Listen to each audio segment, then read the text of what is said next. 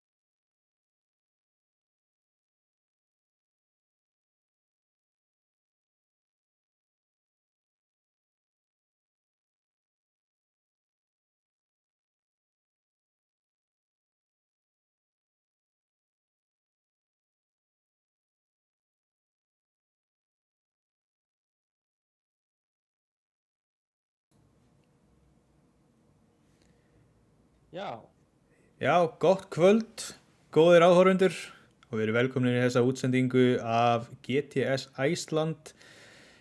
Útsendingin verður aðeins öðruvísi núna heldur en hefur verið hingað til en við erum ekki með neina keppni í gangi þar sem að deildin er komin í jólafrí en núna ætlum við að hafa umræðu þátt í staðinn.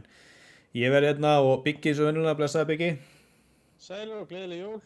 Já, gleðileg jól nákvæmlega og gleðilegt ár á morgun. Já, takk sem leiðis.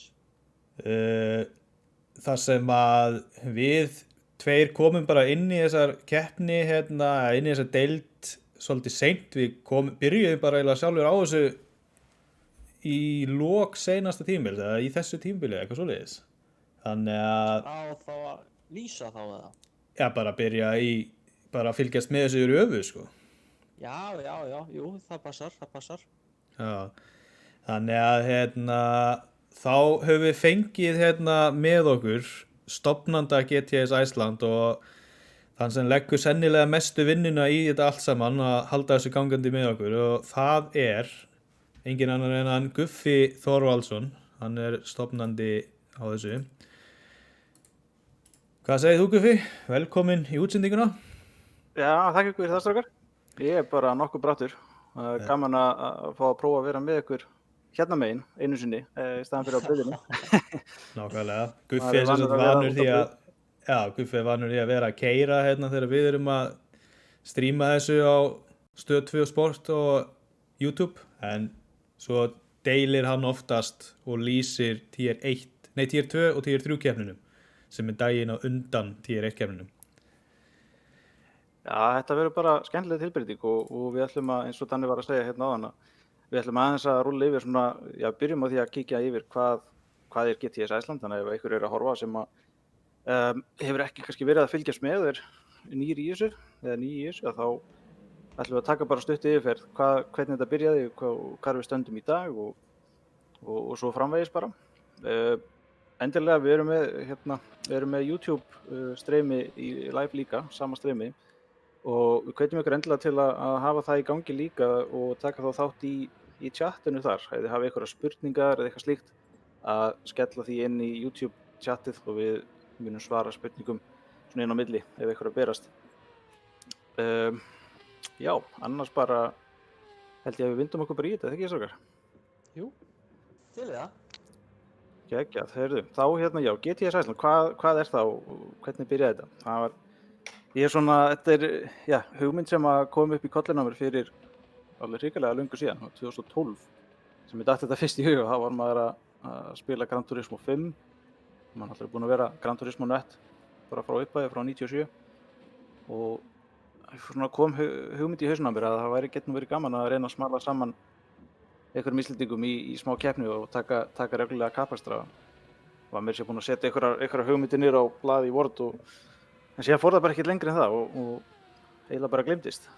En það var síðan ekki fyrir en að Gran Turismo Sport kom út núna á PlayStation 4 í lok árs 2017 og hann er náttúrulega svolítið frábrugðinn hinum leikjunum. Hann er algjörlega fókuseraður á e-sport, þessast á fjölspilin og þá ákveði ég að endur heimsækja þessa hugmynd. Fór á Facebook og spammaði hinnar ýmsu grúpur og reynda og það náðist að ná hvað, við vorum 12 í fyrstu keppni og sem var apríl 2018, þá fór fyrsta keppni fram. Já, það er sem sagt fyrsta tier 1 keppnin og í rauninni þá var þetta bara 1 tier. Já, í rauninni, það var bara, fyrstu 2 tímabilin var þetta bara ein deild sem að kallast í dag tier 1 og hét þá bara GTS Æsland og það er svo deild sem er svona heldur upphaflegu sýninni minni á þetta eins og ég vildi hafa þetta og það er í raun, við förum nánar út í það og eftir þegar við kynnum þá deild. Bara frá fyrstu keppni þá hefur hópurinn farið stækkandi og áhuginn aukist á deildinu og í dag við erum alveg að detti 300 meðlimi í Facebook-grúppinu okkar. Þó það sé ekki allir virkir keppendur en það er alltaf að aukast bæði þá fjöldin af fólki sem er að fylgjast með okkur og keppendur sem er að taka þátt. Í dag erum við með 3 deildir, það kallast þeim frumlegum nöfnum tier 1, tier 2 og tier 3 Við erum komið með nokkra styrktaraðila. Við erum með Autocenter, Tasty, Hafið, Antons Mamma Mía. Þannig að það eru þeim sem gengur vel að þeir fara ekki svangir frá borði. Nei, og sumum gengur allt of vel og eiginlega verða bara aldrei svangir held ég. Já, ef þeir eru duglegir að nýta vinningana sína, þá ættu þeim ekki að svelta allavega. Já, og svo hefur maður líka heyrt að þeir sem að standa sig ekstra vel og fá Autocenter vinningana, að þeir eru alltaf á hreinum bílum. Já, það er alveg rétt og maður er nú ekki orðið svo frægur ennþá. Nei, En kannski gerist það í daginn. En í millitíðinni getum við alltaf farið þangað og látið þrífa hátt og látt fyrir sig. já. En síðan var Eða tjónaskoða ef að þú ert það óöpinn að þurfa á því að halda. Já, ég er nú búinn að gera það einu sinni. Já, kjölfari gera við væntanlega. Jú, eða nei, bílinn var ónýtur, en ég var komin á nýjan bíl bara 2 dögum seinna. Já. Þannig að Nákvæmlega, ekki að kvarta undan því. fer bara til Autocenter og kemur bara nýjan bíl eftir 2 daga. Já, svona, það hljóma vel. Þetta gekk vel. En síðan var náttúrulega núna nýjasta, hvað maður að segja, stækkunin við deildinni hjá okkur að með hjálp RÍSI, þessast Rafíþróttasamband Íslands, að þá erum við komnir núna, eins og þeir kannski sem eru að horfa á okkur hérna núna á Stöð 2 e-sport, að við hófum útsendingar frá og með þessu tímabili, 2020-21 tímabilinu og sem náttúrulega bara geggjað og náttúrulega RÍSI búin að vera að gera virkilega góða hluti fyrir e-sportsenuna á Íslandi og hafa komið í loftið í samvinnu við Vodafone og Stöð 2 sér rás fyrir rafíþróttir sem er náttúrulega bara geggjað og mjög gaman að fá að vera hluti af þessu. Opna líka svakaleg tækifæri. Já, algjörlega. Bæði á bara báða enda. Fyrirtæki sem eru styrktaraðilar fá góða markaðssetningu á móti. Já, Og fólk algjörlega. sem hefur ekkert að gera getur hort á frábært efni. Þetta er fínt, ein rás í viðbót fyrir þá sem eru að serva channels og geta dottið inn á úrvalskapastur eða Counter-Strike eða hvað það er sem er í gangi. Þannig að það er bara algjör snilld. En þannig þetta er svona, já, kannski, maður gleymdi að minnast á það fyrir þá sem eru kannski ekki mjög involveraðir í þessu að Gran Turismo er í raun bara spilanlegur á PlayStation og Gran Turismo Sport er spilanlegur á PlayStation 4 og PlayStation 5 og þannig að eina eins og þar til þess að geta verið með okkur er PlayStation 12 og eintak af leiknum og náttúrulega stýripinni eða stýri. Þannig að þetta er mjög aðgengilegt og kostar ekkert að vera með, þetta er bara frábær félagskapur.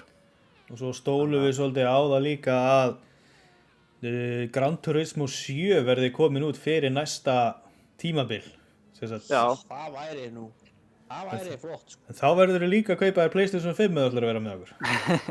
já, næsta tímabil er aðeins eða fyrirkomulagið á því er aðeins í limbo ennþá meðan við bíðum eftir að fá einhverja frekari fréttir að því Já, hvenær hann kemur út og hvort að Sony verður búin að leysa stokkvandamálin á vélinni. Hvort það verði Já. orðið eitthvað frambúð af vélinni loksins þegar hann kemur út. já, ef ekki þá getur mögulega verður bara PlayStation 4 deild og svo PlayStation 5 deild, sko. Já, og við erum eitthvað búin að ræða líka bara að mögulega að vera þá með eitthvað mini-season og taka svona pre-season eiginlega. Já, En það er, Já. þetta er allt saman bara í vinslu og við svo sem náttúrulega vitum ekkert ennþá, þannig að það bara Nei. kemur í ljós. Vonandi stærri deildir og bara meira fjör. já, Akkurat. En við skulum þá bara vinda okkur í Tier 1 deildina. Það er svona aðalnúmeri hjá okkur og það er deildin sem er í sýningu á Stöð 2 e-sport. Keppt aðra hverja viku, annarkvært miðvikudagskvöld og það er svona fjalla helst hana þar sem að það er nú hún sem er hérna á skjánum. Og sú deild er, já, það er óhætt að segja að það er deild fyrir kröfuharða og hún krefst mikillar skuldbindingar. Það er síðustu 2 tíðar, þess tímabili sem er í gangi núna og tímabili þar á undan að við erum að keyra mjög löng tímabil, það er 8-9 mánuðir og tímabili núna eru 17 keppnir, var 19 keppnir í fyrra. Þannig að við erum að tala bara 2/3 af ári sem tímabilið tekur. Þannig að þetta er ekki eitthvað sem ekki deild sem þú ert að hoppa inn í bara svona casual. Þú þarft að virkilega vilja vera þarna og hafa í raun tímann og metnaðinn til þess að taka þátt. já, og svo eru náttúrulega líka alveg gríðarlega róteringar í þessari keppni, í þessum riðli, Tier 1 riðlinum. Já, Það náttúrulega þú verður að standa þig líka, það er ekki nóg að komast inn í TR1 sko, þú verður að halda þér það líka sko. Já, algjörlega. Það eru efstu 8 á tímabilinu. Við vorum upphaflega 16 sem sagt í deildinni. Lækkuðum það niður í 15 til þess að hafa pláss fyrir andan okkar hérna í lobbyinu til þess að geta streymt keppnunum. Síðan fækkuðum við aftur niður í 14 til þess að það væri alltaf pláss fyrir byggar líka. Og mögulegt að hafa að danna húka einan í útsettingum. Já, það Síðan erum við getur verið 13 í svolítið dag. erfitt sko. Já, það er ekkert skemmtilegt. Það er svolítið, þú náttúrulega tókst nú eina keppni einn og stóðst þið bara mjög vel í því. Já, takk fyrir það. Já, ég hef orðað hana og ég var rosa ánægður með því. Já, Þannig að það er alltaf skemmtilega að vera til. Og núna það var einn keppandi sem datt út hjá okkur eða sem þurfti að hætta keppni og það fannst engin keppandi sem treysti sér til að koma inn. Og þannig við erum í raun 13 keppendur í Tier 1 núna það sem eftir lifi tímabils. Þannig að, hvað ætla ég nú að fara að segja? Já, ég vil ekki bara að rúlla þá yfir keppendunar. Jú, endilega. rúllum yfir þetta svona, þá ætla ég að setja á skjáin hérna, ég raða þessu bara eftir liðum. Já. Þannig að við erum með liðin saman, 2 saman á skjá og og raða þessu eftir bara stöðunni í riðlinum, þar sem sagt. Já. Eins og núna komin á skjáin fyrstu prófílarnir, það er Kári Steinn og þú Guffi. Þið eru náttúrulega saman í liði í G&K Racing. Kári er samt í fyrsta sæti eins og í riðlinum. Já, þetta við ákvaðum að hann alltaf reynda að glinda að minnast á það er hægt að keppa í liðum fyrir það sem vilja í Tier 1 og Tier 2 reynda líka. Þannig að það geta 2 og 2 para sér saman í lið og við erum með 5 tveggjamanna keppnislið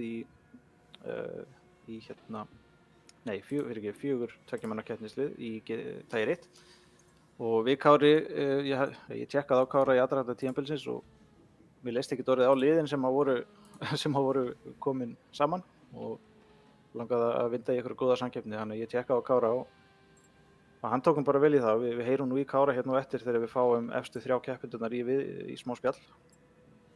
En Kári er sem sagt ríkjandi Íslandsmeistari, hann vann síðasta tímabil og bara með nokkrum yfirburðum. Þannig að hann er í titilvörn á þessu tímabili. Bara hefur staðið sig mjög vel, eins og að sjá þarna þessi tölfræði sem við sjáum á þessu spjöldum hún miðast við upphaf tímabilsins, þannig að þetta er ekki uppfærsmiðað við keppnir þessa tímabils hingað til. En hann hefur verið á, ég held að hann sé með núna 2 keppnir, 1 eða 2 keppnir sem ekki á verðlaunapalli. Annars hefur hann alltaf verið í topp 3 í öllum keppnum. Þannig að hann er mjög sigursæll og sigursælasti keppandi í sögu deildarinnar, eins og allavega. Þannig að það er ekki leiður liðsfélagi að vera með við lið. Ég klárlega driver 2 hjá okkur. Byrjaði tímabili mjög illa en er enda búinn að ná mér aðeins upp á strik í síðustu 3-4 keppnum. Ég er náttúrulega búinn að vera hérna frá upphafi eðlilega, þar sem ég henti þessu á stað. Og bara, maður er alltaf að, hvað maður að segja, þessi hópur er alltaf að vera sterkari og sterkari, þannig að maður er ekki lengur að taka í sem sjálfsagðan hlut að vera í topp 5. Það er bara mjög sáttur með þess. Já, það er náttúrulega líka vandamáli að tíminn er alltaf að vera minni og minni sem maður hefur. En þetta er alltaf skemmtilegt. Maður er fyrst og fremst í þessu til að skemmta sér og það klikkar aldrei. Þetta er alltaf gaman. Akkurat. Já, við þó ekki bara vinda okkur í næsta lið. Næsta lið. Það mun vera Toyota Gazoo Racing. Já, það er svolítið skemmtileg saga þar á bakvið. Það er í Toyota Gazoo Racing Iceland. Þar eru við með Valdimar Örn Matt og Hannes. Hannes fáum við líka heyri á eftir, en hann er í öðru sæti í stigakeppninni eins og Og þetta í raun formlegt e-sport lið frá Toyota. Þeir eru í raun með Toyota á Íslandi á bakvið sig og þeir í samstarfi við Gazoo Racing í Evrópu settu saman þetta lið og þeir eru meðal annars með merkingarnar á bílunum eru samkvæmt einhverjum standardi sem að Gazoo setur og allt voða official og mjög mjög gaman að því að vera með stærsta bílaumboð, já, ég held að það sé stærsta bílaumboð landsins með lið í þessari deild. Já, Bara frábært. Hannes náttúrulega, hann var í titilbaráttunni í fyrra við hann Kára, endaði í öðru sæti, situr í öðru sæti eins og og það verður mjög spennandi að fylgjast með hvernig reynist. Hann einnig mjög sigursæll og við sjáum hérna fyrir tímabilið var hann með 21 keppna verðlaunapalli af 29, þannig að það er ekki slæm tölfræði. Nei, það er bara mjög flott. Hann kom inn á öðru tímabili, Valli liðsfélagins, hann kom inn á fyrsta tímabilinu, aukstar í miðju tímabili, eða svona fyrir part. Og hann vantar ennþá að ná sér í sigur, en það er líka hægara sagt en gert í þessum hóp. En hann hefur náð sér í verðlaunapallskeppnir og hans besti árangur á tímabili í lok tímabils var 7. sæti sem bara virkilega vel gert. Þannig að þetta er mjög skemmtilegt lið, keyra bílana með 21 og 22. Við erum í mjög ábyrrandi Toyota Gazoo klæðnaði, ef maður segir svo. Svartur, hvítur og rauður. já, maður sé líka prófílmyndunum þeirra hérna, að þeir eru báðir í Toyota Gazoo peysum og með derhúfu Já. líka. Já, Þetta fyrir bara alla leið, sko. Já, heldur betur, ég er mjög ánægður með þá. Og við erum hérna skarta Gazoo klæðnaðinu sem þeir fengu frá Toyota. Þannig að það er bara... Já. Mér langar nú samt til að leiðrétta þig aðeins, Guffi, en stærsta bílaumboð á Íslandi er BL og hefur verið það seinustu 5 árin í röð. Já, ok. Ég klíka aldrei, sko. Já, nei. Nei, ég leiðréttist hér með. Já. Já, ég hefði látið þetta slæta ef það var ekki frá staðrind að ég vinna þarna hjá BL, þannig að það verður nú að representa vinnuna aðeins. Já, það er að gera. En þá skulum við bara kíkja á næsta lið, það er Team Autocenter. Team Autocenter, það eru þeir Halli og Skúli. Skúli kom inn, hann kom inn á, ef ég man rétt, einhvern tímann á öðru tímabili, í lokin, tók ykkur 1-2 keppnir og síðan komu þeir félagar, hann Haraldur, hann Halli, hann er eigandi Autocenter og sem er einn aðal styrktaraðili deildarinnar og eðlilega keyrir í Team Autocenter. Halli hefur komið mjög sterkur inn, hann í raun var bara nýr í þessum leik þegar hann kom inn í deildina hjá okkur og hefur staðið sig mjög vel. Hann var endaði í 3. sæti í deildinni í fyrra og situr í 3. sæti í dag sem þýðir að við fáum hann í stúdíóið, quote unquote stúdíó. Já. Við verðum með okkur, við spjallum við efstu 3 keppnirnar hérna á eftir. Hann hefur nælt sér í nokkra sigra og komið með einhverja ráspóla og bara er einn af þeim hröðustu. Og við byrjað þetta tímabil virkilega vel. Hann, Kári og Hannes hafa verið í hálfgerðum sérflokki og eru líka búin að skilja sig svolítið frá 4. sætinu. Frá 5. sætinu, ég held að Jóna sé þarna einhvers staðar rétt og eftir þeim líka. Jóna er rosalega nála. Já, það er í rauninni eins og gildstig standa okkur núna, þá eru 22 stig á milli Jónæs og Halla. Já, hann er 3. sætið og 4. er aðeins aðskilið. Það er í rauninni bara öflugasti slagurinn þarna er Hannes og Halli, þeir eru með 3 stig á milli þeirra. Já. Milli annars og 3. sætis. Það er mjög spennandi barátta þar og við kíkjum yfir það og eftir þegar við rýnum aðeins í stigatöfluna. Það eru konar 2 spurningar hérna í YouTube-chatið, ekki spurningar beint. Hlynur hérna segir Nissan umbúðir er sterkt finnst mér og það er vissulega rétt. Nissan er það ekki bíóvel? Jú, það passar. Og Hilmar Vegar er farið yfir alla keppendur í öllum tæjurum. Nei, því miður, við höfum einfaldlega ekki tíman í það. Við förum fyrst og fremst yfir tæjur 1, þar sem það er deildin sem er í útsendingu hérna á Stöð 2. En við förum samt þegar við erum búin að covera tæjur 1 þá ætlum við að fara snögglega yfir hina deildinar og aðeins að kíkja yfir hvernig vetrartímabilið fór og sjáum bara hvað tíminn leyfir okkur. Nákvæmlega. En er það ekki bara komin tími á næsta lið? Jú, ég held það bara. Það mun vera Bíkó-liðið. Já, Bíkó-strákarnir, Jónarnir. Jónarnir þeir. Það eru Jón Ægir og Jón Valdimarsson. Báðir virkilega sterkir ökumenn. Ég held að hafa sett Halla og Skúla aftur á skjáin. Nei, ég ítti bara vitlaust að taka. Þeir eru báðir, eru nafnar og liðsfélaga núna. Sjáum Jón Ægi þarna með bík og húina, að reppa vel. En þeir hafa báðir í gegnum verið með okkur frá fyrsta tímabili, komu báðir inn bara í upphafi nánast. Hafa báðir nælt sér í sigra og eru með þó nokkra keppnir á vel, eru samtals með á milli þeirra tveggja með 20 keppnir á velunapalli. Þannig að þetta eru hvorutveggja mjög sterkir ökumenn. Og þeir eru í harðri baráttu við einmitt Gazoo Racing í liðakeppninni. Jón Ægir hefur, sjáum það líka á fjölda keppna, Jón Ægir með 36 keppnir að baki og Jón Valdimars 35, þannig að það gífurleg reynsla, samanlögð reynsla í þessu liði. Þannig að það en það hafa þeir verið að skila inn bara nokkuð konsistent úrslitum. Jón Ægir þarna, hann með, ég held að sé með 1 velunapall, 1 eða 2 velunapall á tímabilinu og hefur verið bara áskrifandi af topp 5 eiginlega. Og stendur hann vel í stigakeppninni fyrir vikið. Jón Valdimars ég man ekki hvar hann staðsettur akkurat núna.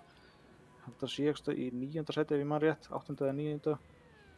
En við kíkjum yfir það betur á eftir.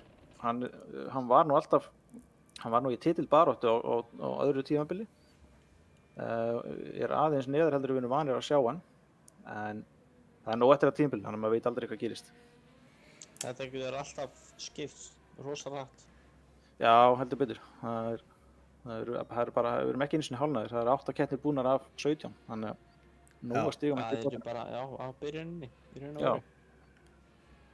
En ok, þá skulum við fara í næsta. Það inni 2 á þeirri síðu sem ég setti þarna. Það verða þeir 2 sem eru einir í liði. Þess að þeir eru í liði en það engin með þeim í liði. Þannig að það myndi vera Hlynur og Hlynur og Guðmundur Orri. Já, það passar. Hlynur nú gamal reyndur með okkur. Hann var einn af þeim sem tók þátt í fyrstu keppninni og tók sér síðan hlé. Hann hætti einhvers staðar ég held að vera á öðru tímabili sem hann dróð sér í hlé og kom síðan aftur á síðasta tímabili í Tire 2 deildina einmitt og vann sig upp með því að sigra þá deilda, þá tryggði hann sér sæti í Tire 1 og er að keyra þar núna.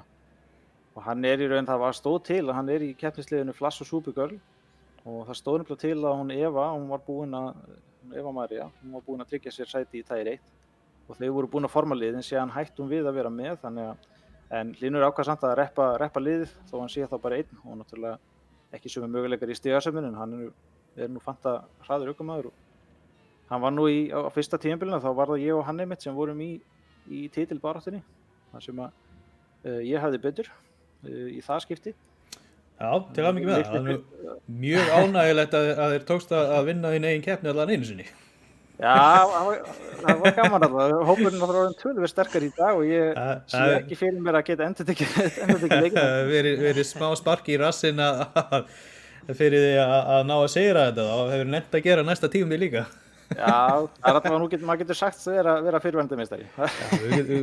Þú verður alltaf fyrsti meistari, sko. Það muni engin annar tekið það að þér. Nei, það alltaf hægt að finna eitthvað gott spinn á þetta, sko. Já, stofnandi og fyrsti meistari GTS Iceland.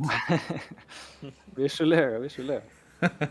Hlynur, hann tók svo nú til og vann bara fyrstu keppnina á þessu tímabili. Hann hefur ekki alveg náð að fylgja því eftir, en samt þarna í 4. sæti held ég. Já, frekar hátt uppi. 4. eða 5. sæti, hann þarna í topp 5 allavega. Langar til að nefna það líka og þú talaður Flash og Supergirl liðið, sko, að ég sagði að hann væri ekki í lið, það var einn í liðinu, var ekki með honum, það náttúrulega ekki alveg rétt og Eva alveg ennþá með honum í liðinu þó að hún sé ekki að keppa í deildinni. Já, liðið bara splittað í 2 deildir. Já, það eiginlega þannig, sko. Saman á æfingum og svona sem maður tekið eftir. Og maður veit líka til þess að Eva að vinna hörðum höndum að því að komast aftur í Tier 1.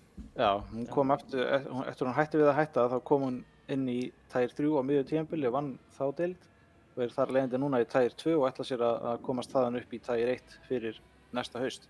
Akkurat. En ef við tökum aðeins næsta, hann Guðmund Orra sem hann einmitt í einsmannsliði líka sem hann nefndi F1 á Íslandi en hann hann stofnaði íslensku Formúlu 1 grúpuna á Facebook sem heitir einmitt bara F1 á Íslandi eða Formúlu 1 á Íslandi.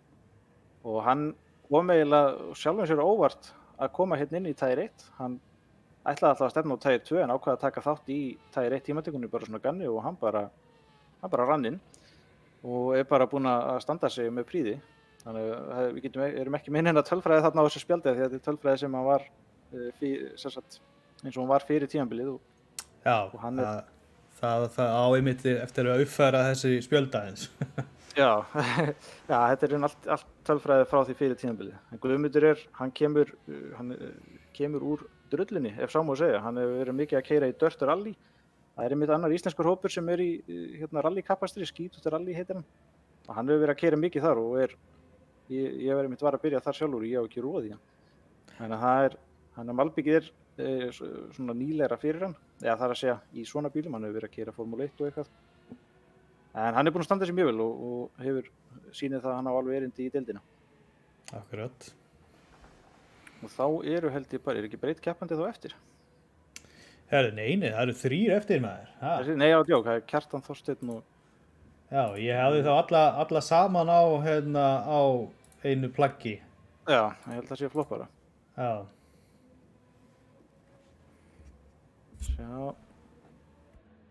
Það er hann Kjassi, Kjartan. Hann hefur verið með okkur líka frá upphafi. Hann var einn af þeir sem tók þátt í fyrstu keppninni í apríl 2018 og var einmitt, hann vann hana meira sér. Hann vann fyrstu keppni GTS Iceland. Þannig að það getur enginn tekið það á honum. Hefur sýnt mjög fínan árangur. Hann endaði fyrsta tímabilið í 3. sæti og eftir okkur Hlyn og hefur náð að lauma sér á velunarpall nokkur sinnum. Og já, hann hefur bara verið einn af þessum gæjum sem hefur verið með okkur frá upphæðum. Það sjáum við það á fjölda keppna. Hann er þarna með hvað er þetta? 36 sýnist mér. Jú, 36. Þannig að hann er með þeim reynslu meiri hjá okkur í hópnum. Og hann mitt ákvaða að hann er ekki að keyra í liði, hann keyrir bara sóló. Sævar Helgi, hann er einnig að keyra sóló. Hann er tiltölulega nýr í Tier 1. Hann hafi tekið eina keppni á síðasta tímabili og bara svona sem hálfgerður gestur eða eitthvað þannig. En síðan kom hann inn hérna núna og bara hefur verið að standa sig þokkalega. Keyrir í bílnum við 33 og svo er það Þorsteinn sem er síðasti keppandinn og við klárum keppendur og höldum áfram. Hann kom í Tier 2 á síðasta tímabili og vann þá deild bara með miklum yfirbörðum og kom inn í Tier 1 einmitt mitt síðasta tímabili því það var keppandi sem að datt úr keppni. Sýndi ekki alveg sitt rétta andlit í þessum nokkru keppnum sem hann tók þátt í fyrra en búinn að vera að standa sig mjög vel núna og því hann er virkilega hraður og búinn að vera svona sína meiri consistency ef maður segir svo heldur en á síðasta tímabili. Var hann ekki líka með hraðasta hringi í ykkur í keppninni? Rámar eitthvað í það? Jú, hann stal hraðasta hringi í hvort það ekki bara verið í síðustu eða þar síðustu keppni. Það var bara mjög nýlega. Já, ég bara sé reykinn koma úr eyrunum á Hannesi og Kára þá sko. Þeir eru að berjast það að vera með hröðustu hringina sko. Já. Þetta er þá keppandaflóran hjá okkur í Tier 1, 13 keppendur. Og ég seti upp stöðun á riðlinu líka aðeins, þannig við getum aðeins rúllað yfir þetta þannig. Já, kíkjum aðeins yfir stigatöfluna. Og það er þá, það er hann Kári sem situr á toppnum. Hann sigraði síðustu keppni síðasta keppni hjá okkur var 2 tíma race á Le Mans. Le Mans, eins og maður ætti kannski að segja. Og fyrir vikið er hann búinn að koma sér í mjög þægilega stöðu fyrir jólafrí. Hann gat farið inn í hátíðarnar svona nokkur rólegur með 21 stiga forskot á hann Hannes sem situr í öðru sæti og Halli er þar í þriðja ekki nema 3 stigum eftir. Þannig að það er mjög spennandi slagurinn þar á milli Hannesar og Halla. Og svo sjáum við þarna að slagurinn svona 4., 5. og 7. milli Jóna Ægis Hlyns og Þorsteins er nokkuð jafn líka. Það er ekki nema 2 stig milli Jóns og Hlyns og síðan er Þorsteinn þarna rétt og eftir. Og svo er eins og við töluðum með áðan að það eru efstu 8 keppendur sem á tímabilinu. Þeir tryggja sér sæti áfram í Tier 1 á næsta tímabili á meðan þeir sem enda fyrir í 9. og niður að þeir þurfa Já, það verður alltaf, það er alltaf tímataka fyrir tímabilið, það sem að í raun útlutar lausum plássum, þannig að þeir sem enda fyrir neðan 8. sæti þurfa að fara í gegnum tímatökuna til að komast aftur inn. Og svo er það bara spurning eins og vorum að tala áðan með nýjan Gran Turismo leik svona á sjöndaldarhringnum, hvort að deildin geti ekki orðið svolítið stærri. Maður gerir nú ráð fyrir því að það veri möguleika fleiri bílum á braut heldur en er í þessum. Og þá ætti að opnast fullt af plássum fyrir þá sem vilja reyna að komast inn í Tier 1. Akkurat. En það sker ekki augun að það er talað hérna mínus verstu keppni, en málið er að af þessum 17 keppnum sem að keppmendur að keyra, að þá, af því að þetta við erum nú engir atvinnumenn, það eru flestir sem eru í vinnu eða í skóla eða og með fjölskyldu og það lífið getur stundum verið fyrir, það bara kemur fyrir.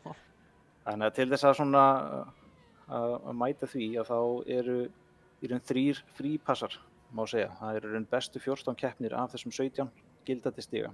Þannig að í lok tímabils að þá munum við draga frá 3 bestu keppnir hvers og eins og það mun skera úr loka stöðuna. Og bara svona til að sýna réttari mynd af stöðunni þá erum við búin að draga frá eina verstu keppni allra keppanda í þessari stigatöflu, bara svona til að sýna aðeins réttari mynd af stigunum.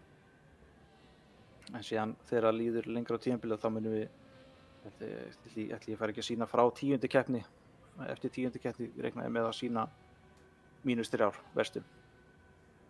Já, nákvæmlega. Það væri jafnvel hægt að byrja að sýna -2 verstu núna á þangað til 10. keppni. Já, líklega, það kann maður kannski gera það eftir næsta keppni. Næsta keppni er 9. umferð og þá getur maður tekið -2 og frá 10. -3 og svo framvegis. Og svo framvegis þar að segja. Eigum við að kíkja á stöðuna í hinum flokkunum núna eða eigum við að gera það eftir? Við skulum gera það eftir. Bara í Tier 1 keppandunum og taka síðan bara stöðuna á Tier 2 eftir það. Já, það ekki. Jú, mér líst vel á það. Já, fáum strákana í smá spjall og heyrum aðeins í þeim. Ok, fyrstum við þetta á skjánum. Herðu, þá skulum við fara að fá keppendurnar. Þá ætla ég að byrja bara á því að kynna til leiks hann Kára Stein. Hann er í 1. sæti og þar alveg fær hann að vera fyrsti keppandinn til að koma í viðtal til okkar. Vertu velkominn, Kári. Já, hæ. Sælir. Jæja, ég er náttúrulega alls ekki hlutlaus hérna sem liðsfélagið þinn. Já. En þú ert náttúrulega í titilvörn á þessu tímabili og Já. ég ætla ekki að segja að tímabilið hafi byrjað illa, en þetta var mjög spennandi barátta milli þú, Hannes og Halli voru allir mjög jafnir svona framan af. En síðan svona eftir síðustu 2-3 keppnir hefur náð að slíta þig aðeins frá, ert núna með rúmlega 20 stiga forskot þegar við byrjum seinni hálfleikinn á tímabilinu. Eitthvað sérstakt sem býr að baki, ertu búin að vera að leggja meiri tími í æfingar eða hefur þetta bara allt verið að ganga upp? Já, svona, mér finnst ég þurfa að vera að æfa mig meira heldur en á seinasta tímabili. Þeir eru orðnir helviti góðir, flestir, sko. Já. En annars er ég bara að æfa mig eins og seinast. Ertu að æfa þig á bensíneyðslu líka út í að mér finnst þú verið bara consistently keyra í gegnum markið á gufunum, sko. Alltaf. Já, Það er að frétta með það, vinur. já, maður æfi það náttúrulega líka, sko. Maður sé bara fyrir sér eitthvað svona Rainman grafík, þú sér bara einhverja reikniformúlur og tölur fyrir fram að það með að keyra. Ef þú tek akkurat þetta mikið í bensín, þá keyri ég inn, þá verði bensínlaust þegar ég fer yfir línuna. Við erum tekið eftir í eitt skipti þar sem þú varst bensínlaus áður og komst yfir línuna. En þú samt skoraðir hvað það er fyrsta eða annarsæti. Já. Það gerist nú einu sinni, það var á síðasta tímabili, var það ekki þar sem þú varst bensínlaus aðeins og snemma og Hannes rétt marði þig á yfir endalínu. Hann var á Brandsats, hann var í öðru en hann á öðru sætinu. Já, þetta er þunn lína. Ef maður næra að tæma þetta rétt og spara kannski 1 sekundu í pitstoppinu, það getur, þegar hópurinn er þetta jafn, þá skiptir hver sekunda og hver tíundu sekundu skiptir máli, sko, já. Þannig að vera með bensínstrategíuna á hreinu, það getur skipt sköpum. Þannig að þetta hefur verið, strákarnir hafa mikið verið að velta þessu fyrir sér í útsendingunum að þú ert alltaf á guðunum þegar þú klárar. Já, Já, maður er eiginlega farin að hætta að hafa áhyggjur af bensínstöðinni sko og maður sér því verið með tóman tank og bara hann fer í gegn, þetta reddast einhvern veginn. Já, reddast sko. þetta reddast, það er mótóið. En hvað hérna núna, já, nú ertu búin að vera að keyra eitthvað, ertu byrjar að keyra fyrir næstu keppni? Ég er bara ekkert búinn að vera að keyra síðan seinustu keppni sko. Nei. Bara að taka mér smá pásu, spila aðra leiki. Já, það er ágætt, það er jólafrí, nýta það aðeins. Nýta jólafrí svoleið sko. Akkurat, það er ekki galið, koma svo ferskur. Já, maður verður einmitt að passa sig að gera þetta ekki of alvarleg sko, það verður að vera leikur, þetta er náttúrulega fyrst og fremst leikur þannig að það þýðir ekki að fara allt og stíft í þetta sko. Já, það er alltaf markmið nummer 1 og 3 er að hafa gaman en þetta skemmir ekki fyrir að það gengur vel á meðan. Akkurat. Mér fannst það nefnilega í haust, það var ég að taka sig kannski pínulítið og alvarlega, þannig ég tek mér smá pásu núna, þannig. Já, það er fínt að nýta þetta, þetta er mánuður sem við erum í fríi og við erum að nýta það til að slaka á og safna orku. Þú náttúrulega hefur líka möguleikan á því ef þú heldur áfram á þínu striki núna að vera fyrsti keppandi í sögu GTS Iceland til þess að vinna Tier 1 keppni tvisvar sinnum í röð. Já, það er náttúrulega rétt. Við erum þegar eru 3 tímabil búin og 3 meistarar komnir á blað og Kári er einn af þeim, þannig að það gæti verið að fara að brjóta blað í sögu deildarinnar, vera fyrsti repeat meistarinn. Já. Lítur vel út fyrir hingað til en það er nóg eftir og það er engin væg samkeppni sem þú ert með þarna í Halla og Hannesi, Jónægi og fleirum. Það eru allir mjög góður. Þetta er ekkert gefið sko. Nei, engan veginn, það er ekkert gefið í þessi hópur orðin alveg bara asnalega sterkur. Já. Yes, herðu. Veltaði þarna fyrir mér, mér langaðist bara að skrifa niður að bara hafa stöðuna á því. Hvað svona top 3 mennirnir eru búin að vera lengi að spila, hvort sem það er Gran Turismo eða aðri bílaleikir? Já, ég er allavega ég keypti mér stýri held ég 2013 fyrst. Og byrjaði að vera í Formule 1 leikjunum mikið. Og síðan keypti mér Gran Turismo Sport 2018 held ég.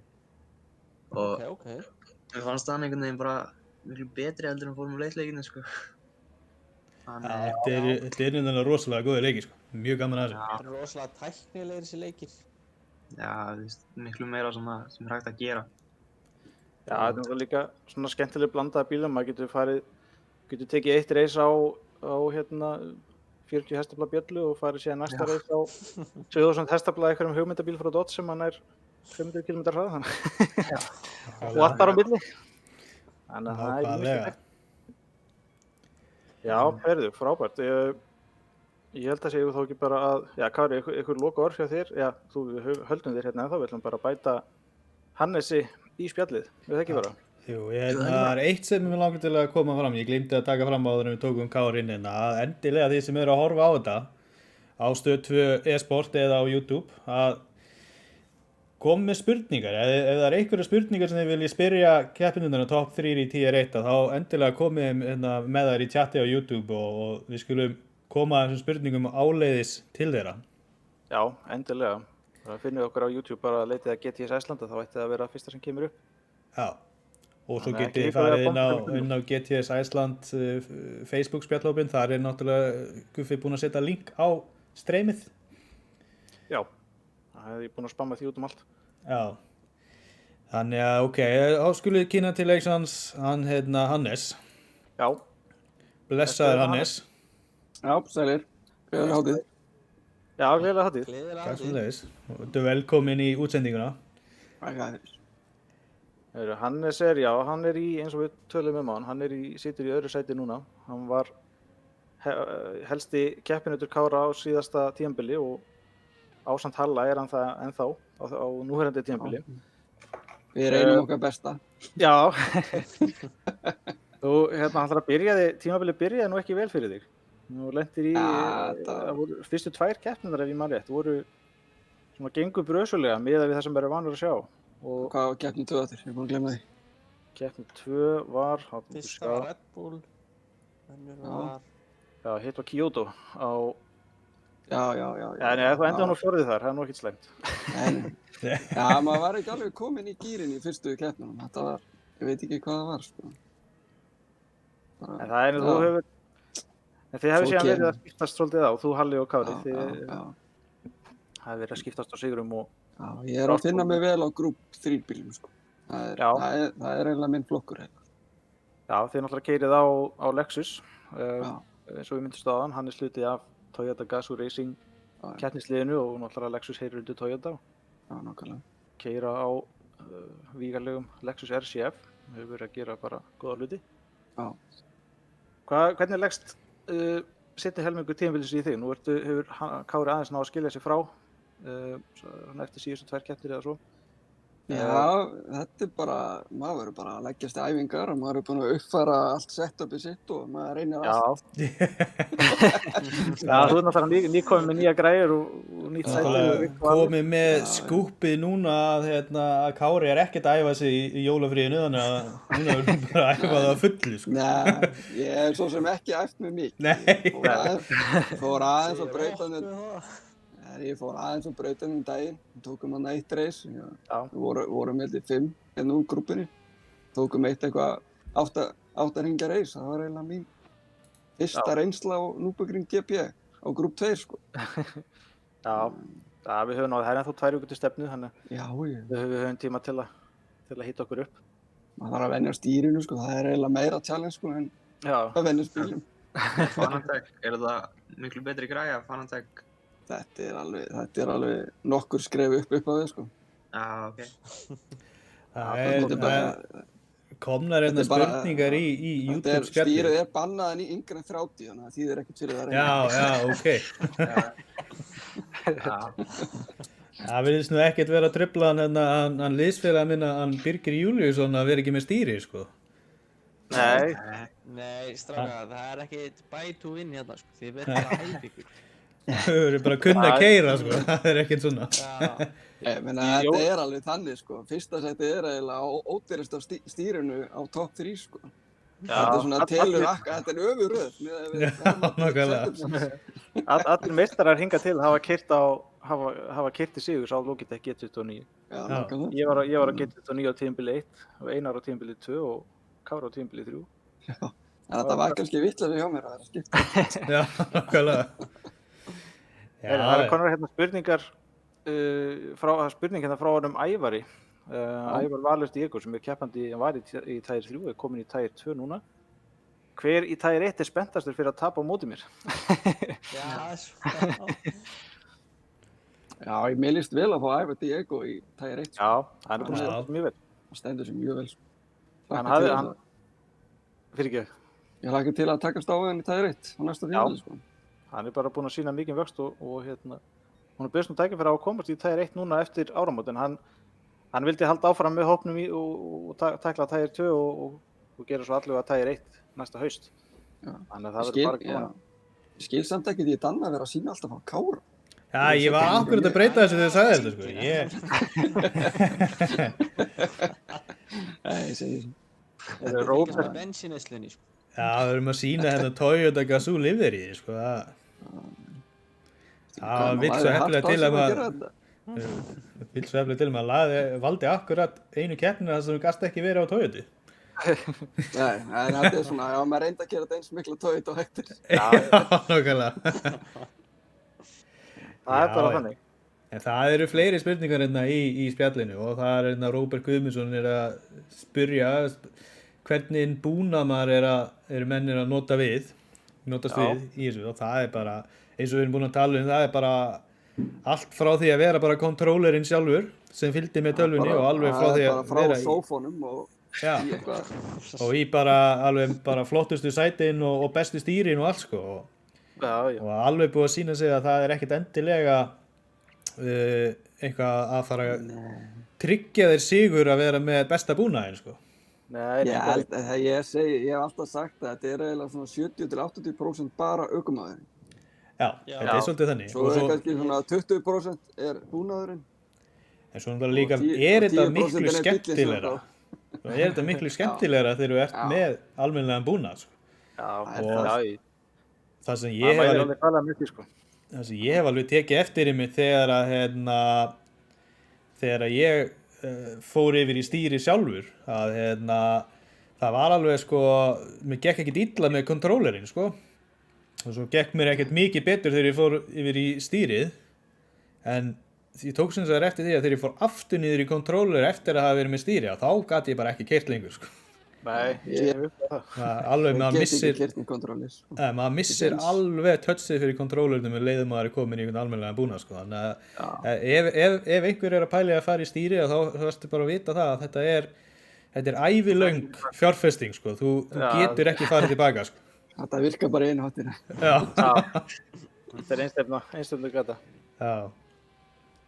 Já, og svo Þetta er bara áhuginn og hversu mikið þú vilt betur bæta sjálfa þig, sko, því þetta er ekki bara kappastu við aðra, þú ert að keppast við sjálfa þig að betur bæta þig og skilja betur hvernig bílarnir virka og hvernig allt hagar sér, sko.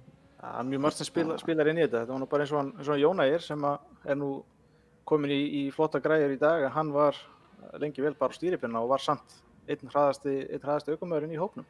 Og sigraði keppni á stýripinna.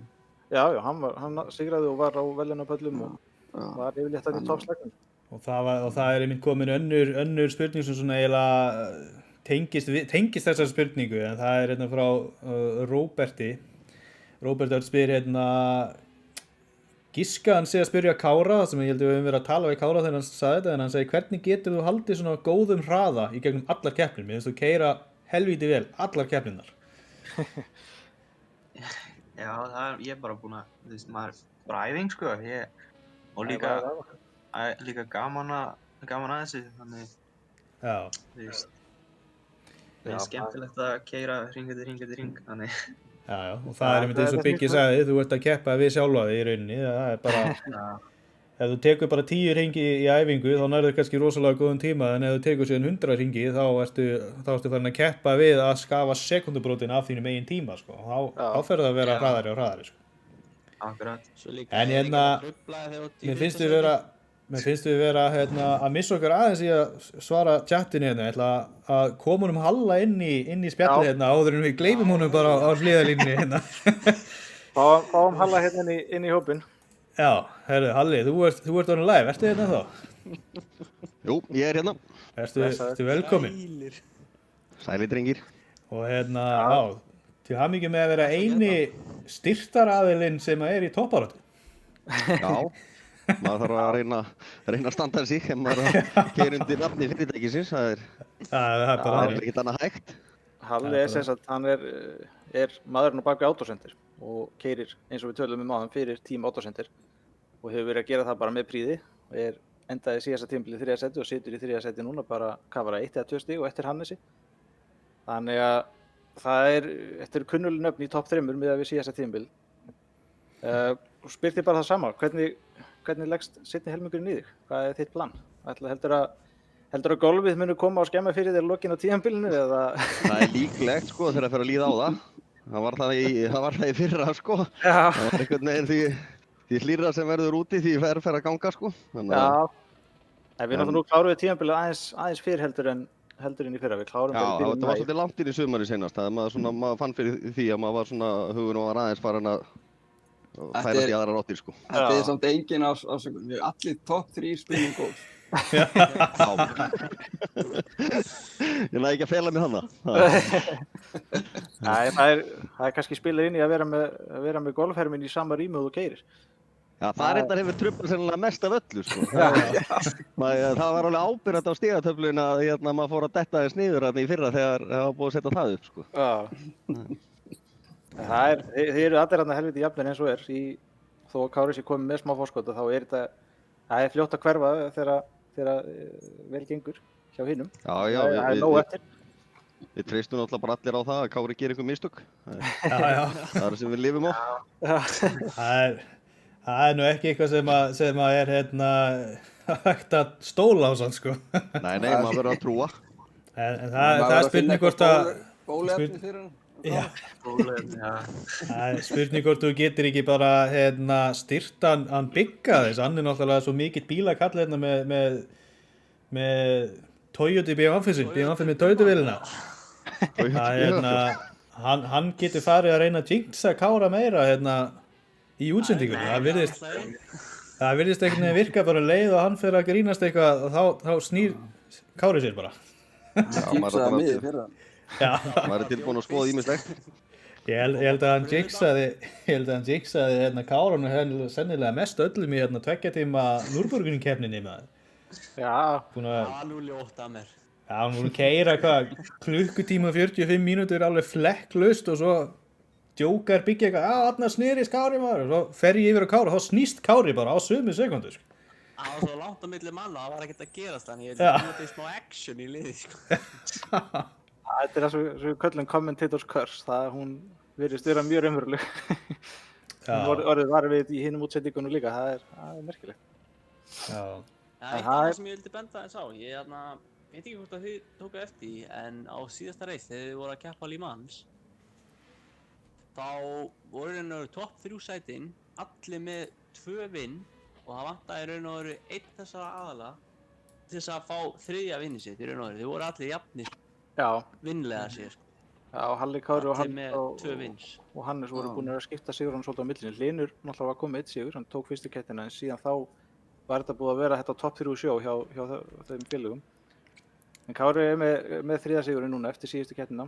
Það er bara fyrir að næsta keppnin, Nürburgring Grand Prix brautin á Super GT bílum. Hvernig leggst það í þig, Halli? Hvert er planið? Ég er búinn að prófa hana einu sinni núna að skoða aftur. Ég kepptum á henni í fyrra, þannig að maður kann brautina svo sem alveg. Ég fann smá mun núna að við tók eina viku sem maður pröfa að keyra iRacing í fyrsta skiptið. Og svo þegar maður var aftur yfir, maður er búinn að stilla allt upp og nýtt fyrir það og svo þegar maður er aftur yfir og það var ótrúlegt hvað maður tínir öllu touchin út af því að maður þetta uppfæra stýrið í software í stýrinu þannig að það kom einhverja nýja stillingar inn og það þarf maður að fara að stilla það inn aftur og það var svona eiginlega sem komið mest óvart að ef maður breytir búnaðinum eitthvað hvað maður þarf einhvern veginn að ná touchin á þeim búnaði upp og nýtt Já, þetta er náttúrulega dettur bara í muscle memory. Já, þetta er miklu meira þannig að maður svona áttaði sig á Já, algjörlega. Þess vegna einmitt eins og þegar fólk er að uppfæra kannski eins og Hannes var að tala áðan að venjast nýja stýrinu að fá nýjan búnað, nýja pedala, nýja stýri að það getur tekið alveg bara þó nokkuð tíma að komast upp á lagið aftur og komast upp á sama pace. Ég fékk þetta viku fyrir La Mans-keppnina. Það hafði smá áhrif á hana. Vika er bara rosalega lítill tími til þess að ná tökum á nýjum búnaði. Það er það sko. En nú það er eitt sem ég langa að koma þess inn hérna með þig, Halli. Þú náttúrulega komst alveg nýr inn í þetta á síðasta tímabili og þetta sem ég skildi að þá varstu í raun að læra allar brautirnar í fyrsta sinn. Já, ég hef aldrei keyrt leikinn sko. Þannig að þetta var bara í fyrsta skipti sem ég keyri þetta. Þetta er svona eiginlega pínu, ég var ég hef alltaf verið að keyra í motorsporti svona, meirihlutan ævinni og verið að keppa í motocrossi og endurúi og svoleiðis alla tíð. Og lendi svo í því að detta svolítið illa í fyrstu keppninni þetta árið og braut á mig löppina. Og þá var það svolítið svona dottið út að vera að keppa í þessu motorsporti sem maður þekkir og það var svona maður fann það að það vantaði eitthvað í lífið. Þegar maður getur ekki færi að mæta á ráslínu reglulega og keyra sig í gang þar, maður fær svona eitthvað ákveðið kikk út úr þessu. Og þá er hann Skúli liðsfélaga minn sem við vorum að vinna nú saman á þeim tíma og á Platarhammi að fara og pröfa leikina þess og ég tek eitthvað smá pröfu á því og fannst þetta svona áhugavert. Þannig að þetta var svona veitti smá kikk og maður gæti svona fengið smá feeling út úr þessu. Þetta var svona merkilega skemmtilegt þannig að ég skráði mig í þessa tímatöku til þess að komast inn í A-deildina, það var ekki með mikla væntingar svo sem. Og komst þar. Ég flaug nú ekki inn, ég myndi nú ekki segja það, ég var seinasti maður inn og minnir að það munaði sko 0,0 eitthvað í næsta sæti sko að ég hefði ekki komast inn. Alveg rétt. Þetta var eins tæft deildi og var hægt að hafa og ég setti þann hring á seinasta hringnum mínum í tímatökunum. Jú, ég man þegar þú segir þetta, ég man þetta núna. Þetta voru bara Þetta slefaði inn svona eins tæft og hægt að hafa að ég geti verið með í þessari efstu deild, sko. Kemur nafnið þaðan, Halli 000. Þetta munar alltaf þessum sekundum. Nei, þetta bara einhver sem var búið að vera á þessum PlayStation account einhver tíma, sko. Síðan einhver tíma. Nei, þetta bara gaman, við verðum nú að kallast bara virkilega góður árangur að hafa verið bara í toppslagnum frá því við komst inn í toppdeildina og verðt í raun þannig sé nýr í svona brautarakstri. Já, þetta bara... Það er teljast mjög vel gert. Maður sé það í fyrstu keppnin sem ég keppti í þessari 10-1 þá náði ég nú að taka fyrsta sæti á Ráspól og vinna keppnina, þannig að það kom aðeins óvart, sko. Ég bjóst nú ekki alveg við því, en það var svolítið tími til þess að æfa fyrir þá keppni, sko. Það keyrði bara þá braut í yfir off-seasoni, sko. Það var Dragon Trail, eða ekki? Jú. Það var hörku keppni, ég var alveg í raskatana þegar ég man eftir því. Ég man sérstaklega eftir því, sko, að þessa fyrstu keppni þá var það, sko, Hannes sem ýtti og það var alveg, sko, pressan var öll þar, sko. Markmiðið var að ná að vinna Hannes, sko. Það er alltaf gaman þegar það skapast líka þannig að maður er alveg sérstaklega ánægður þegar maður næra að sigra eitthvað. Svona, ef maður næra að sigra Kára straight upp, þá er það heljarann afrek, sko. Það er ekkert eitthvað sem er gefið, sko.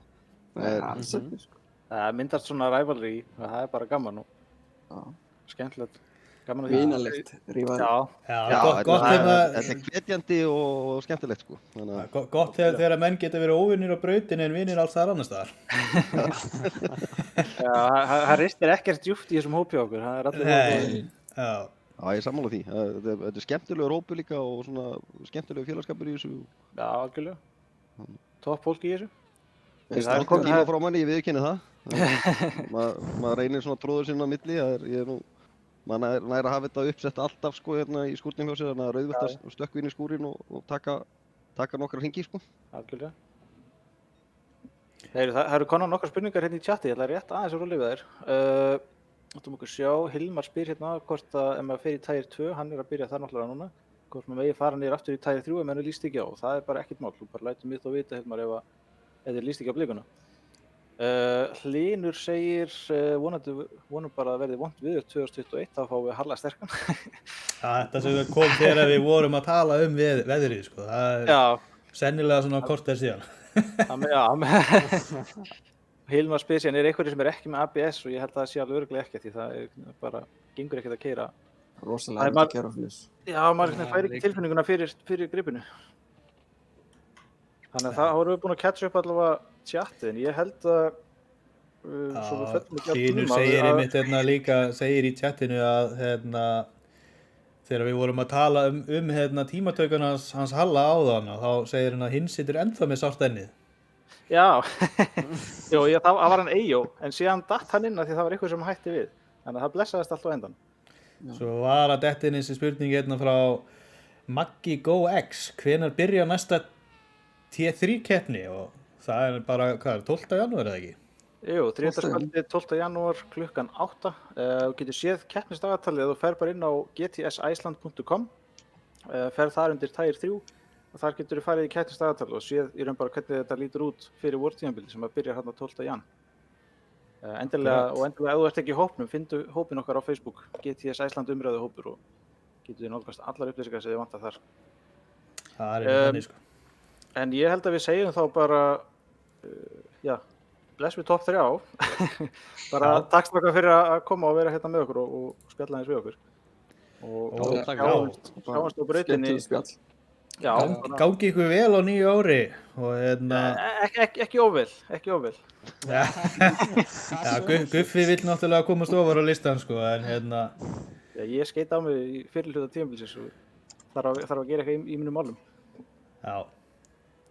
Heyrðu, geggjað. Þá bara, takk fyrir að koma strákar og við verðum í band og sjáumst á braut í janúar. Já, bara takk fyrir.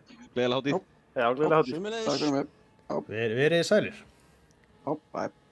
Bye. Heyrðu, það er hérna önnur spurning frá Hilmari, ætla að prófa Tier 2, ef hittur illa mig í keppninni þá fer ég niður aftur. Já, bara ekki hika við að prófa, Hilmar. Það var meira sér smá vandræði að fylla í Tier 2-deildina, þannig að endilega prófaðu 2-3 keppnir og sjá hvernig ég líst á þetta. Það er enga tap allavega. Stóðstu vel í Tier 3 þannig að ég held að ég er alveg erindi þarna í Tier 2. Og Já, talandi veist Tier 2 og það, Tier 3. ég nokkuð vissum að Hilmar sé ekkert að fara að drullu upp á baka á Tier 2, sko. Það, Nei, Eða hann ekki á var- GTR-unum, eða ekki? jú, hann var allavega í Óli Manns. Já, maður sá það alveg hjá Hilmari og mörgum þarna að þegar maður var að fylgjast með Tier 3 keppninum eftir að hafa keyrt sjálfur í Tier 2 að það voru margir þarna sem voru með töluvert betri tíma heldur en Tier 2 keppendur, sko. Já. Þannig að það er ekkert, sko, þó að maður sé í Tier 3 núna, það þýðir bara í rauninni að þú sért ekki ennþá komin í Tier 2. Já, þannig það ég mæli hygglust með að bara vera í Tier 2 en þú varst sjálfsögðu bara ræður því og lætur vita ef þú vilt færa þig en ég hveti til að halda áfram. Það er En mitt, já, sko, út í við vorum að tala um tímatökur áður með honum Halla, þá var þetta mitt nákvæmlega eins þegar ég fór í tímatökurnar fyrir Tier 2. Já, það er rétt. Þá var 4 sekúndubrot í næsta mann og hann var ennþá að taka tímatökuna, tíminn var ennþá í gangi og ég var alveg, sko, ég var að verða vitlaus, ég hef aldrei verið svona spenntur að fylgjast með einhverju. Já, þetta er spennandi. Ég hef mjótt á munnunum. Já. En við skulum þá vinda okkur yfir í hérna 2 deildirnar. Við höfum tæpan hálftíma til stefnu og Já. við ætlaðum að, nú erum við búin að covera Tier 1 og svona það sem við ætlaðum að koma frá okkur í tengslu við það. Þannig að við ætlum að skoða aðeins, þannig að kannski ef þú skellir á skjáinn. Já, ég kannski byrjum á aðeins að rúlla yfir deildirnar sjálfar. Tier 2 deildina, hún byrjaði á síðasta tímabili, þess að 2019-20 tímabilið. Og það var einfaldlega bara því eftir fyrstu 2 keppnistímabilina þá bara var áhuginn og eftirspurnin eftir að keppa orðin meiri heldur en ein deild réði við. Þannig að þá fór ég á stað með Tier 2 sem var þá fyrsta tímabilinu opin deild og hún var hugsuð svona bæði í raun til þess að grípa keppendur sem að náðu ekki keppnisrétt í Tier 1 og einnig þá líka fyrir keppendur sem að kannski vildu taka þátt en höfðu ekki tíman eða treystu sér einfaldlega ekki í þessa skuldbindingu sem að Tier 1 krefst. Þannig að hún var svona aðeins léttari deild. Þannig að meðan Tier 1 var að keyra 1 9 mánaða tímabil þá keyrði Tier 2 2 tímabil, vetrar og vor tímabil. Og var í raun opin deild þar sem hver sem gat tekið þátt sem var ekki að keyra í efstu deildinni. Og síðan bara eftir það tímabil og þá var áhuginn því að hópurinn bara heldur áfram að stækka sem er bara alveg frábært. Þá var eftirspurnin orðin of mikil til þess að sinna bæði Tier 1 og Tier 2. Þannig að þá fórum við á stað með Tier 3 sem að sjálfur sér gegnir það núna sama hlutverki og Tier 2 gerði upphaflega. Þess að er opin deild, frjálsbílaval og ég raun bara að hugsa til að grípa þá keppendur sem að náðu ekki inn í Tier 1 eða Tier 2 og svona sem eru kannski meira casual í þessu og vilja bara geta hoppað inn í einu keppni þegar þeim hendar. Þannig að það er svona í örsnöggum máli þessar deildir og það er einmitt var að klárast núna vor tímabili. Fyrir 2 vikum var síðasta keppni vetrartímabilisins sem var að klárast og fyrir vikið þá verða tilfærslan á milli deildana. Þú getur unnið upp úr Tier 3 og upp í Tier 1. Þannig að já, og kannski ef við skellum það núna úrslitunum náum við að koma báðum deildum á skjáinn í einu. Nei, ég setti þetta ekki upp þannig í miður. Ekkert mál, þá bara skoðum við hérna fyrst Tier 2 sem er komið á skjáinn og það var voru 2 ökumenn þar sem voru í svolítið miklum sérflokki. Það voru Óttar og Ásgeir.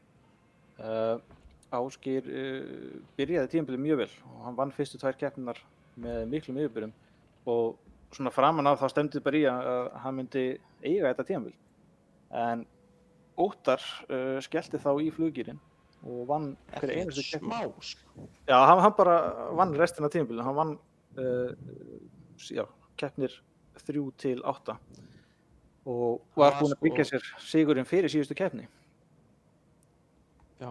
Þannig að það er frábær árangur. Það er einmitt í bæði Tier 3 og Tier 2 og þá gilda 7 bestu úrslit af 8 keppnum og þið sjáið það að frádrátturinn hjá Óttari, sem sagt hans versta keppni voru 20 stig sem er annað sæti. Hann endaði aldrei neðar en annað sæti. Já, það er alveg þokkalega gott. Langt á undan okkur sko.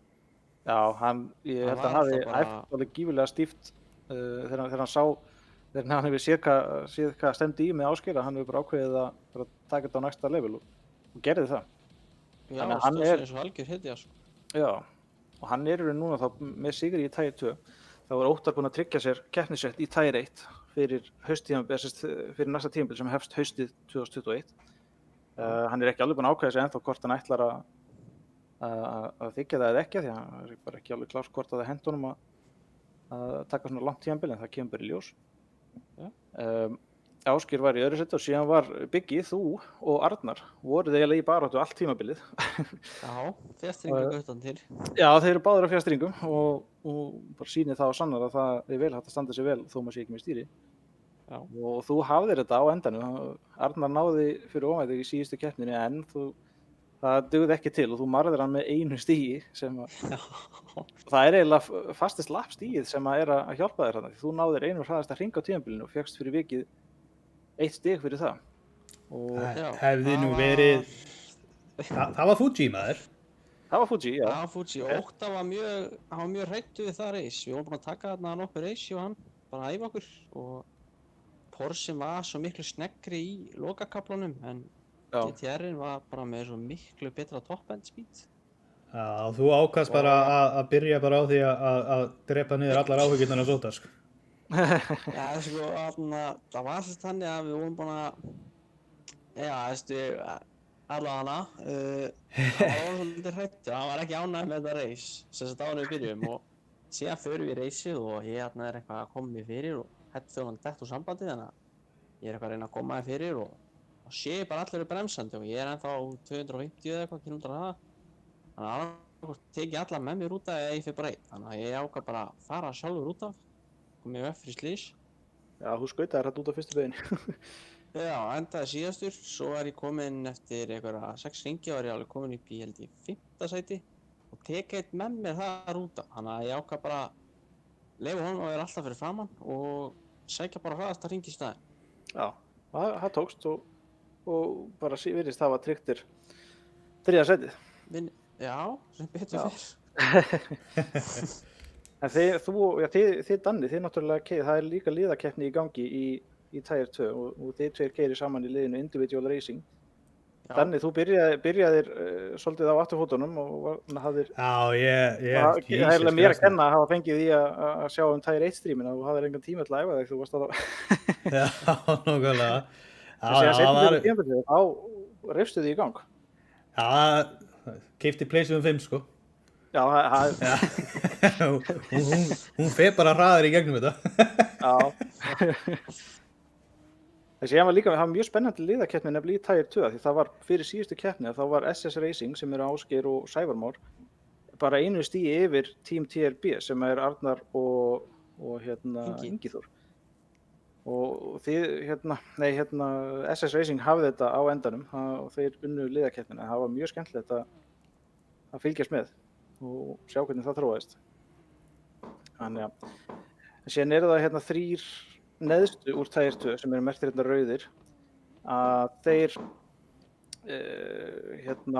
detta út úr Tier 2 fyrir vortímabilið og geta þá fyrir vikið keppt í Tier 3 eða þeir vilja það og vonandi sjáum við það bara á braut þar. Það er sérst Vilhjálmur, Stefán og Sigurður, það sem var þeim kannski helst að falli öllum þeirra var að þeir mistu úr svolítið mikið af keppnum og Stefán Bogi reyndar hann þurfti að draga sig í hlé og hætti í lok tímabilsins eða seint á tímabilinu. En fyrir vikið að þá komast 3 efstu úr Tier 3 upp í Tier 2 og svo var smá tvist. Það náttúrulega voru að því Óttar og Ásgeir þeir ákváðu báðir að taka sér pásu á vortímabilinu sem er að byrja núna. Þannig þar opnuðust 2 pláss í viðbót inn í Tier 2 og ef við kannski opnum aðeins þú getur sett Tier 3 stöðun á skjáindanni. Skal gert, það er komið. Þá var það sem sagt efstu keppendur þar það var hún Eva sem vann deildina mjög naumt og Dimmi Nikolov endaði í öðru sæti og Ævar Valur í 3. Þannig að þau 3 eru trygg með 3. sætið. Nei, með þessi topp með Tier 2 sætin, já. En af því að það voru 2 sæti viðbót sem að losnuð og þá fór ég að leita niður stigatöfluna að finna næstu 2 sem höfðu áhuga og það voru þeir Grétar Gunnarsson sem endaði í 7. sæti og Hilmar Veigar sem búin að vera að spjalla við okkur hérna í YouTube-chatinu. Þeir þáðu boðið og verða þar leiðandi í Tier 2 á næsta tímabili. Það sem munar kannski helst á milli deildana að í Tier 2 þá þarftu að velja þér einn bíl fyrir allt tímabilið þó þú meir gera eina breytingu og það svona hálfgerð mætingaskylda. Það af því þetta eru lokuð deild þá þarftu að þú missir úr x mikið að keppnum og þá færðu refsistig og það ákveðin þröskuldur það sem að þú í raun missir sæti 1 í deildinni. Þannig að það aðeins meiri skuldbinding. Já, þannig að það ekkert gaman ef maður með lokaða deild þar sem að fólk keppist að komast í og síðan einhver sem mætir ekkert og það alltaf laus pláss í rauninni. Já. Tilgangurinn náttúrulega að hafa fullar keppnir alltaf. Algjörlega. Maður vill að þegar það eru færri sem koma að staðin vilja þá vill maður að þeir sem koma að stað nýti sín keppnisrétt svona þokkalega vel. Já, og eins og við tölum áðan þá sjálfsög getur alltaf komið fyrir að maður missur keppnum til þessi þessi frípassar. Akkurat. Þannig það svo. Þannig það spennandi, mjög spennandi vortímabil framundan, bæði í Tier 3 og Tier 2. Og þær keppnir eru ekki sýndar hérna á Stöð 2 e-sportinu en á YouTube-rásun okkar þetta sýnt allt í beinni og það hefur verið ég, Hannes og Hlynur sem hefur svona verið að skiptast á að halda þær keppnir og hefur verið að lýsa þeim og svona eftir bestu getu. Þannig að endilega finnið okkur þar.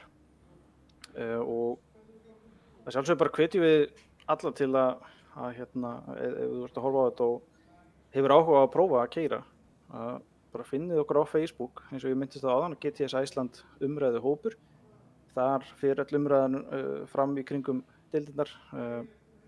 Allir keppendur og fleiri eru þar inni, þannig endilega finnið okkur þar. Já, og svo koma af og til líka ekkert aðrar keppnir, það eru aðra mótaraðir sem eru innan GTS Iceland þó að sé ekki official GTS Iceland, svona eins og GT3 mótoriðin hjá Valdimar. Já, algjörlega, já, Valdi Matt sem tölum við maður sem í liðsfélagi Hannesar í Toyota Gazoo Racing. Hann fór á stað með þolaksturs mótorið innan hópsins sem svona bil 1 keppni í mánuði, keppt í 2 tíma og bara virkilega skemmtilegur keppnir hjá hann. Og síðan erum við líka sett upp svona shuffleið, þú velur ekki bíl sjálfur, það gert það fyrir því. Já, það bílalotto, það bara handahófskendur útdráttur á bílum, þannig þetta alltaf ákveðin spenna í kringu það. Og svo þessu utan að þá eru náttúrulega, það eru sumir sem ekki virkir í deildunum en eru samt að detta kannski inn í æfingalobby og bara keyra með öðrum og síðan líka þetta bara rétti vettvangurinn til að eða langar að reyna að ná ykkur út á braut bara í eitthvað casual sprella. Þá þetta hópurinn til þess. Þannig að það bara að gera ef þið hafið áhuga að finna okkur á Facebook og taka þátt í þessu með okkur. Það getið síðan allar upplýsingar deildina og það sem við erum að gera. Svona keppnisskýrslur eða svo, ef við getum sagt svo, ég set alltaf inn á vefsíðuna hjá okkur, gtsiceland.com. Þar set ég inn alltaf eftir hverja keppni skýrslur keppninar, hvernig þær fóru og svona rekjum aðeins gang keppninar og síðan eru alltaf allar upplýsingar allar deildir þar inni líka. Já, það gætu verið það var bara efni í góða bók að taka allir þess að písla saman og setja þetta. Við ættum að gefa bara út árbók GTS Iceland. Já, nokkulega. Gaman líka að skoða stigatöfluna fyrir Tier 3. Maður sér það að það bara einn keppandi í öllu Tier 3 sem mætti í nógu margar keppnir til þess að voru dregin stig frá. Og það hann Dimmi. Já, Dimmi mætti í allar keppnir. Það var reyndar einn í viðbót, hann mætti í allar keppnir líka. En það var einn keppni sem datt út vegna netvandamála og fekk fyrir vikið 0 stig. Já, ok. Já, maður sér það náttúrulega ekki þegar það bara 0 stig. Nei, en já, það bara eitt keppandi sem eru actually dregin frá stig, Já, allir aðrir fyrir utan illu í raun mist úr eina eða fleiri keppnir og fyrir vikið þá í rauninni ef hann hefði staðið sig aðeins verri í þeirri keppni, þá hefði hann sennilega unnið Evu. Þá hefði verið færri stig dregin frá. Nei, það hefði kannski var hann við erum færri það sjálfsögðu. Ég bara einfalt það algjörlega þarna. Það alltaf alltaf til, til góða að reyna sitt best í hverju keppni. Já. Já, Þá, ég held að við séum þá í raun bara að verða nokkuð góðir hérna, er það ekki strákar? Er eitthvað sem að... Jú. Já, ég meina við erum búin að nú fara yfir svona helst allt sko og hvað þetta fjallar og svoleiðis sko, þannig að Já. og eins og alltaf bara mælum við með að fólk bara sendi á okkur og komi og joini, það eru allir velkomnir. Já, og ég mæli með að við erum á ýmsum samfélagsmiðlum eins og ég myndist á áðan, þá erum við á Facebookinu og finna okkur á Instagram líka, bara undir GTS Iceland. Ég reynda að viðurkenna, ég er ekki búin að vera nógu duglegur að viðhalda þeirri síðu, en maður þarf að reyna að gera betur þar. En endilega líka gerist áskrifundur af YouTube-rásinni hjá okkur. Og þá getið þið fengið alltaf tilkynningar þegar við förum í bein útsendingu og ef við setjum inn eitthvað efni. Og þannig að þegar þið viljið fylgjast með eins og Tier 2 og Tier 3 þá eru þær bara á YouTube-inu, þær eru ekki á Stöð 2. Og það er ekkert síri kapasitur, það er alveg hörku fjör alltaf í þeim keppnum. Og stefnir í alveg bara gífurlega spennandi tímabil í janúar.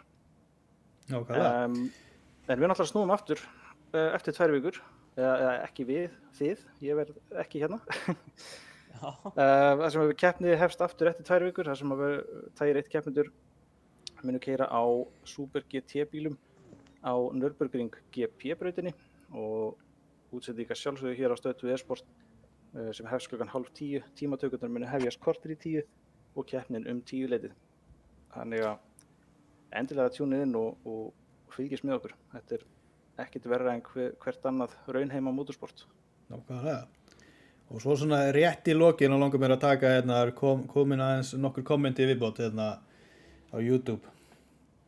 En Hilmar spyr hvaða tíma flestir eru að ná á Nürburgring í Tier 2 á GT3 bílum, en verðum bara viðurkenna að ég er ekki alveg klár á því, en ég held að þetta sé mjög nálægt í að vera 2 mínútur, svona rétt undir 2 mínútur kannski, 1:58, eitthvað svoleiðis. Þetta er svona 1:56 sem að ég hef verið að ná á bíl sem ég er að pæla í sko.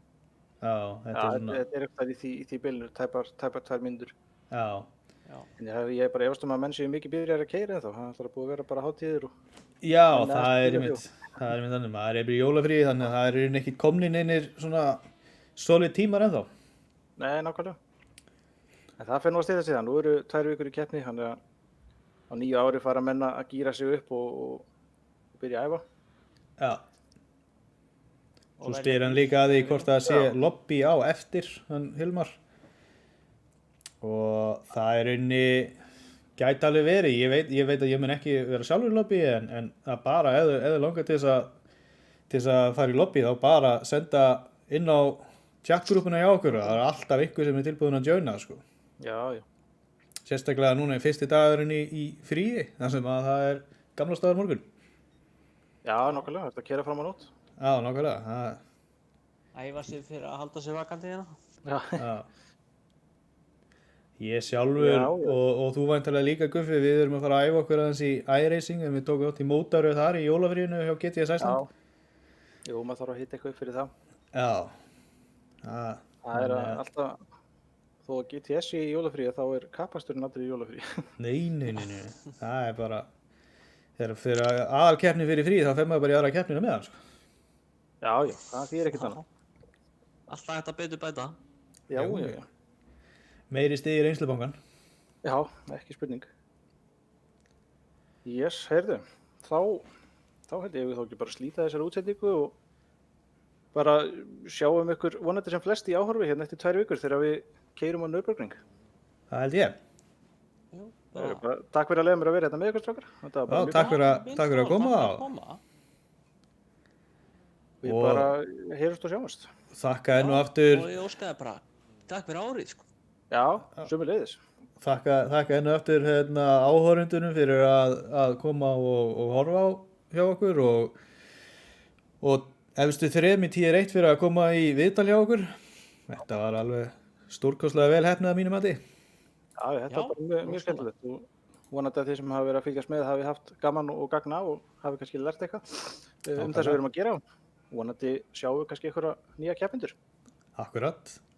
Að gera. Herru, þá segi ég bara gleðilegt nýtt ár og Já, vel verið þá. sæl. Við sjáumst aftur 13. janúar í 10:01. 13. janúar klukkan 9:30 á Stöð 2 Esport og YouTube. Herru, þá bara verið sælir. Já, verið sæl. Takk fyrir mig.